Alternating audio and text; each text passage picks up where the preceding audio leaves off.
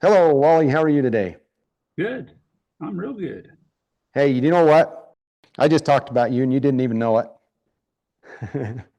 One of the one of the people that helped me along this steward's journey was Wally Olson. I went to Bud Williams and I talked about him earlier. Bud was kind of at a level way up here, and I had a hard time relating, even asking an intelligent question. And then I went and we did some linear measuring at your place in Veneta, right, Wally, Did do uh, that. with the late Gerald Fry. Yep. And Um, if somebody wants to watch that school that you were at, it is on ranching.fyi. is it really? Really, I wouldn't lie to you about something like that. Yeah. So that's where I first met Wally.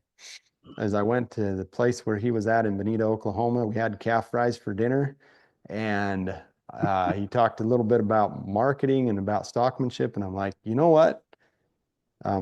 He's the one that's going to help me down this journey. And so I was probably in that sprint phase right then.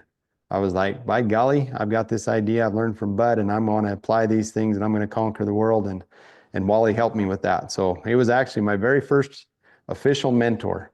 And Oh, I am grateful for that. Wally, you've played a huge influence in my life, and I don't know if I'd be where I'm at, if I would be where I'm at right now if it weren't for you and Bud and others. So, that is correct. Mentors are very important. well, we look forward to hearing from you, Wally. Thank you. Here we go. And no, I don't want to be a wet blanket, but on the cattle market, but quote Gordon Hazard, nobody's ever threw a rock so high it hasn't come down. And where we're at in the market right now is we are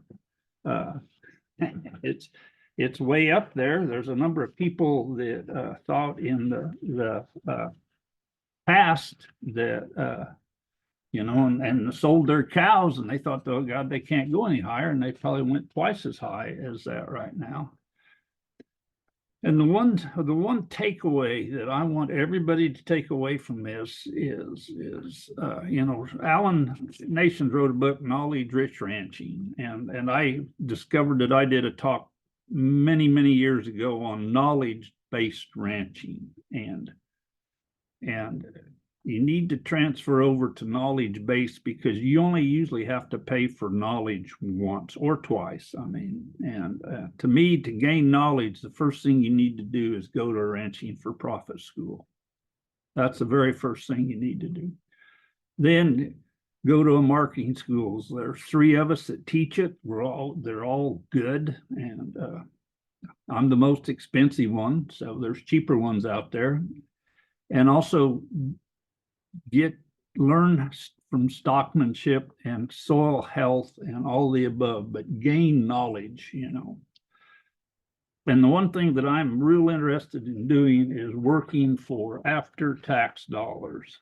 And there's profit, and then there's after-tax dollars. And my big deal with after-tax dollars is that's what you can do stuff with. You can buy land with it. You feed your family with it. And so I'm real interested in after-tax dollars. So let's start into this. And I've titled this The Market Drop. And so let's prepare for it. And there's a disclaimer. Please read that. What I say is, to be informative and educational, but obviously my advice and recommendations are not guaranteed because the market changes so much. So the first thing you need to do with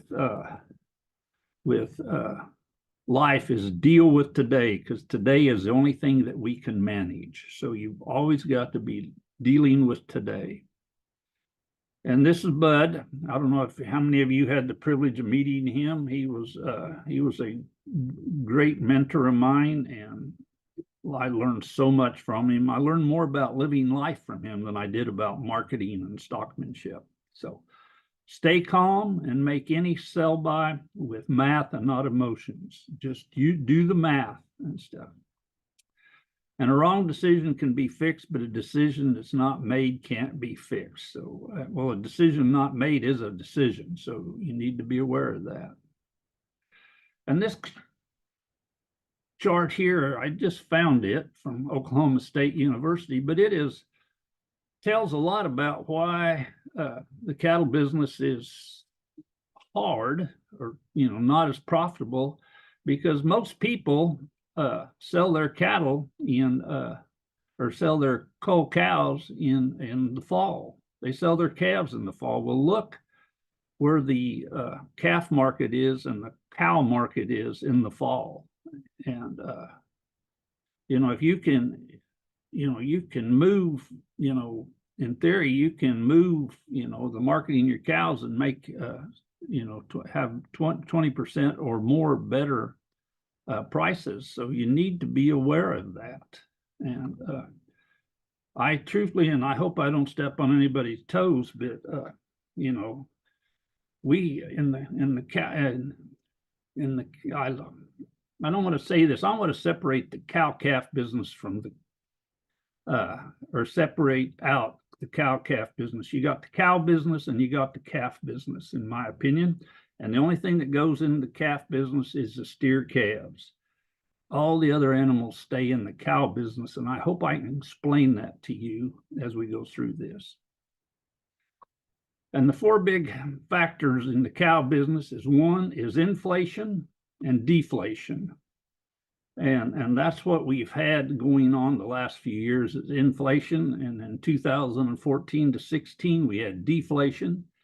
And then another thing that goes, kind of in a 10-year cycle. And then another thing, we have appreciation and depreciation. And those four things are really driving profitability of your business. And so right here is inflation going on from, back here in 2009 and 10, and then up to 2014 or 15, and then down we go to 2016, and we chug along, or then we had the deflation. And then over here we have inflation again that's went on from 2020 to to now, and it appears to be still going up. And those are quantum leaps, both up in price and down in price. And if you learn how to manage those quantum leaps, you can be very profitable. And this is one of my only original thoughts in my whole life, and I call it the Cowbell curve. Some people squabble with me on that because of different mathematical things, but what it is, it compares the heifer calf, the bred cow, and the cull cow. And what I'm doing here is I'm looking for relationships. Price in theory doesn't matter much. It's the relationships between the classes of animals that matter. And so in this case today, a heifer calf, 550-pound heifer calf, is basically $1,760.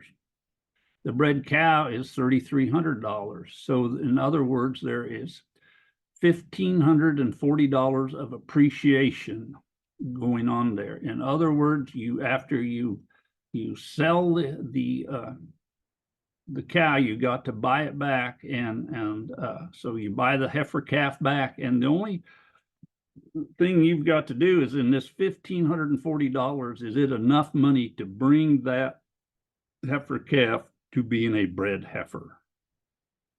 And I hope that your costs aren't so high as that.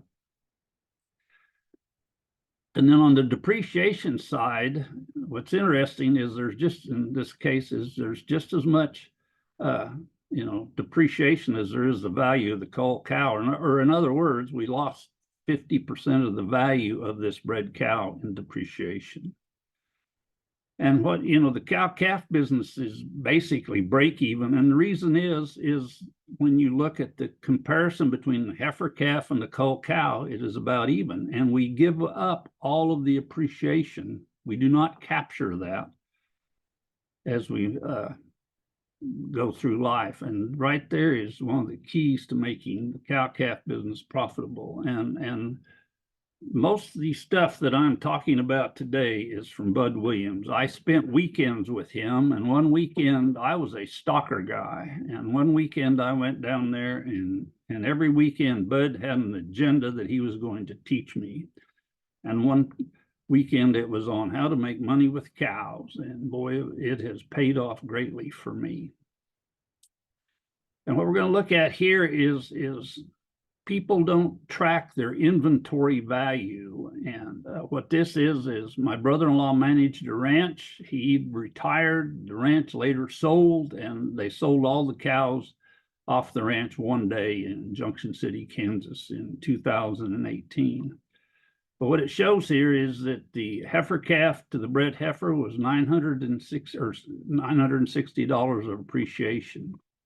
And the 2-year-old cow went up 74 or 70 more dollars, and she gave you a coupon, a dividend, whatever you want to call the calf. And just keep chugging along. You just keep having dividends, and then all of a sudden, the 5-year-old cow dropped $122 in value. And so, in other words, to make up for the loss in value, the calf was worth, $122 less. And the calves sold for the same price. You're losing value over here on the cow side, or 14%. And I promise you, if you had 14% dead calves out in the pasture, hell or high water, you would be trying to figure out the problem. But since nobody writes checks and very few people do this, it's just, it's not tracked. And you just keep chugging on down, until they, they lose all their value. And this is the graph of it. This is what the calves sold for, and this is how much was lost in the value of the calves, or eaten up by the calves. And this is a graph of, okay, you have the heifer calf. She goes up in value, she holds her value, and then she drops off in value. And cow depreciation is, you have to understand that most people, when they talk about cow depreciation, is straight line, and it is the purchase price minus the salvage value divided by the numbers of years of use. And basically that's the tax depreciation. And what I'm interested in, I don't know if I named this correct, but what I'm interested in, the point of depreciation. And what that is when the cow value is dropping in value. And this is a straight example of straight line depreciation. And it's $2,500, your purchase price, 5 years of life, and she's worth $950 when you call her. And so you divide that. So in other words, it's $310 of depreciation a year. And the problem with straight line depreciation, you put it on a first calf heifer, and she doesn't deserve it. You put it on the 3-year-old cow, the 4-year-old cow, and the 5-year-old cow, or the 4 and 5-year-old cow. And if you look, they don't deserve it, because that isn't where the depreciation is actually happening. It is happening out here where they, when they start dropping in value at 8 or 9 or 10. And everybody talks about how, God, your 8-year-old cows are the, your best cows and stuff. And the reason is because they have depreciation where it goes wrong, in my humble opinion. And also, if you look, the lines, the red line and the blue line, all of a sudden you go down and they go flat. Well, I don't mind running old cows. I just don't want to make them. And so, and this is an example that I'm going to show you on walking prices down. The market is going to break. You do not need to fear the market breaking, but you need to be aware of it and how to manage through it. And so in 2014, I sold 4 and 5-year-old cows, and they happened to have month-old calves. They ranged from $3,500 down to $2,200. They averaged $2,900. I kept the heifer calves off of them at that time that I weaned, and they were worth $1,200. At that time, I could run a calf on the ranch for $1 a day. And so the total cost I have in a bred heifer is $1,565. So what happened here is that I sold the cow, I bought back a bred heifer and made her, or a heifer calf, made her into enough money to make her into bred heifer, and I had $1,335 in cash left over. The next year, I didn't do as good a job selling the cows, but I kept the heifer calves, and we did it again. And so this time, instead of picking up $1,335, we picked up $640 in cash. And we still are in business. The thing is you've got to always maintain your inventory so you stay in business. And so right here is what's going to help you get through this next market crash, or whenever it goes down. I hate to talk about crashes, but it's going to crash. And what you've got to be doing is looking forward at relationships and not back. And everybody looks back, and no good cowman would sell. The most I could get out of bred heifers, because that's what I was selling now, is bred heifers. The most I could get out of them was $1,600. I had $1,560 in them. And, no good cowman would do that. They'd just keep them. But by looking forward at the relationship, I could buy the weaned heifer calf back this year for $685, put the $360. So now I've got $1,050 in a bred heifer. And in theory, we picked up $550 and more in cash. And so when you add all of this up, my ending inventory is a $1,500 bred heifer and $2,525 in cash. So when I came out of the bottom of this market crash, I had basically $4,025 in value. And when I went into it, I started into it with $2,900. So in other words, the market crash was very good to me. And when they go up, don't lock up. When they go down, don't lock up. Keep doing the relationships and look forward. Everything you've done in the past is a sunk cost. There's nothing you can do about it. So don't even look at it. Just go forward, look forward, and do the math. And everybody says, well, you sold those cows that would had all those high-priced calves. And so we're going to compare the very good black cows that I sold that time. It's $3,500. The first 2015 calf that we sold off of them, we'd had $825 more after $475 in carry costs. And then all of a sudden 16 comes along and they were only worth $605. And then they came back up in 17.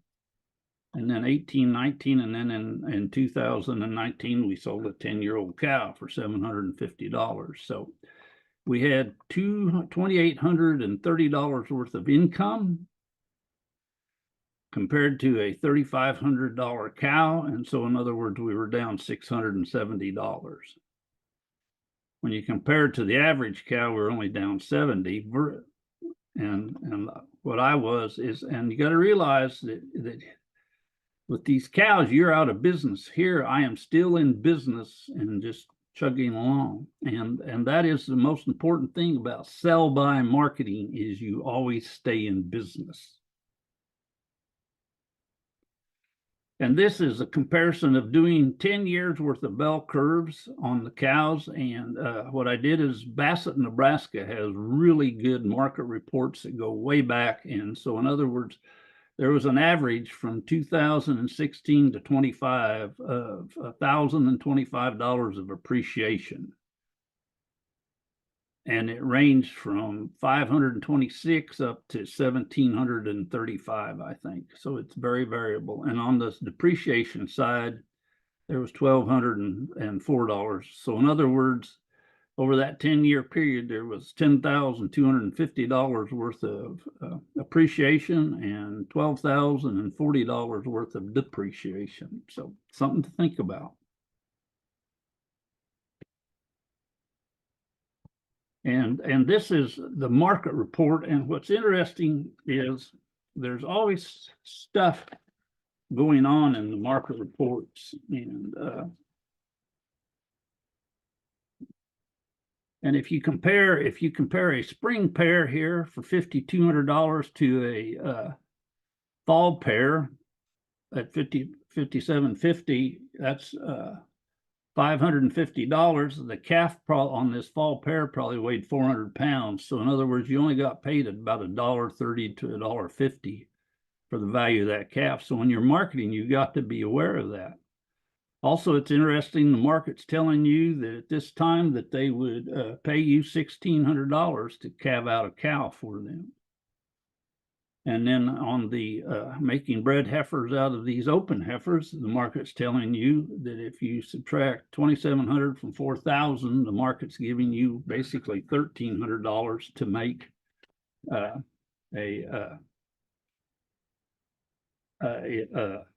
bred heifer. So, and it has been working like that. And you just need to be aware of, those numbers. This is a comparison of another one of my brother-in-laws, but he was conventional, cow-calf. He had 250 cows and 55 weaned heifers. And, he just a standard, he just raise calves, sell calves. And then he decided to turn higher turnover. So he started selling all his cows at 5 years old, and keeping all his heifer calves. And so this is really interests me. Over the conventional way, he averaged $823 on all his animals sold. On the higher turnover, he was selling six less animals, but basically he was selling $100,000 more of animals, and they were worth $1,290 versus $823. And so, in other words, his net worth changed 4%, but his sales changed 52%. And where it happened is right here. If you look at selling the heifer calves, the most undervalued thing, one of the most undervalued things, and the cull cows versus selling young cows and rebreed cows, right there is a horrendous change in operation. And understand that doing this, you do not need no capital investment. It's just management and understanding the markets. I took went to Ranching for Profits Executive Link, and there was a gentleman when I was in Boise, Idaho. He was there and wanted to talk about this because he couldn't be there when I gave him a talk. And so we just worked through his herd. He basically had 1,000 cows and he 20% replacements. So if you keep and breed 200 heifers versus selling 200 heifers, that's $185,000. If you sell 5-year-old cows versus selling cull cows, that's $216,000. So if you compare the difference in that and add them together, that's $401,000. And so, or in other words, $401 a head and stuff. And one thing I am not stating to sell your 5-year-old cows. What I'm telling you to do is do the math and understand the relationships of what you're going on in your herd. And in 2020, I had the privilege of going to the Holy Land, and I would highly recommend it if you are. I stood on a step in Capernaum that, you know, they're 99% sure that Jesus stood on that step, among other things. And so now when I manage, what I do is, you know, if I was to stand with Jesus, what would he think of I'm doing with my land, my animals, the people that I work with, my time, and my money? And that is the end of my talk. So is there any questions or thoughts? I really like that, Wally. Thank you for sharing that last slide. I had the same thought, and I'm glad that you've articulated that really well. So what we're actually going to do next is we'll keep you on here, Wally. Very good. And we're going to bring in some others. So what I'd like to do here is, yeah, everybody go get a quick drink of water. We'll take like a 2-minute working break. This has got to be fast here. So as always, please share some insights that you took away from Wally.